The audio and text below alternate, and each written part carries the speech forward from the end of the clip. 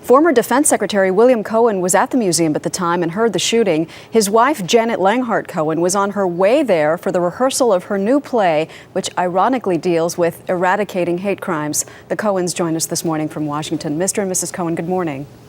Good morning, Maggie. Secretary Cohen, let me begin with you. You had just arrived at the museum and you heard the shots. Did you know immediately that they were gunshots? I did. I had arrived much earlier and had come up to try to make contact with Janet, who was scheduled to arrive momentarily. And so I was on the phone trying to get a radio signal on the phone to touch base with her in the car. At that point, I noticed there was a car parked. It seemed to be out in the middle of the street, and an older man getting out of the car, but I didn't pay much attention to him as I was on the phone.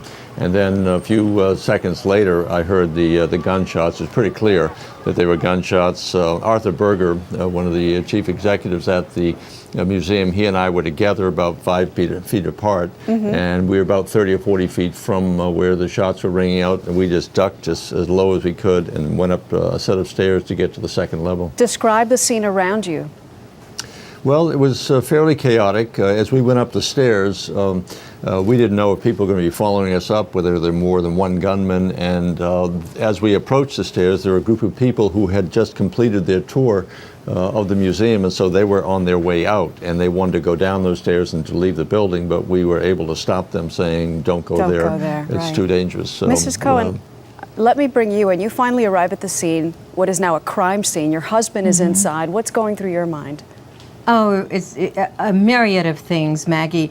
It was opening night jitters. I was thinking about my final rehearsal of the play, Ann and Emmett, and then when Bill told me there had been a shooting in the museum, my first concern was about him and the others there, Arthur Berger, and my cast and crew, and I thought about the young children there. If you've ever been to the Holocaust Museum during the day, it's like children passing in classes at middle or high school auditoriums or hallways. And I just thought of everyone. And while I'm thinking of everyone, I want to offer our condolences to the family of Officer Johns. I know they're in extreme grief, and we share that grief.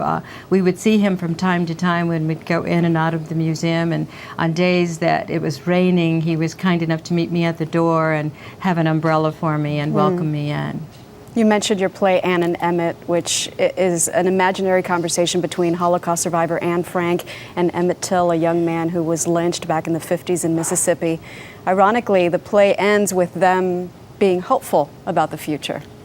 Yes, Anne Frank, as you know, the story, always believed in the goodness of people. She believed in the good at heart. And of course, Emmett would share, I gave my voice to him in the play.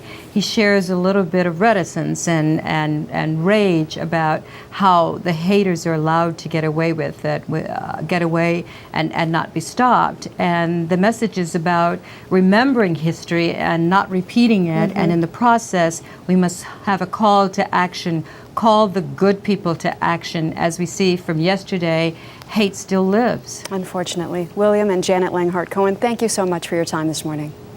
Thank you. Great to be with you. Thank you.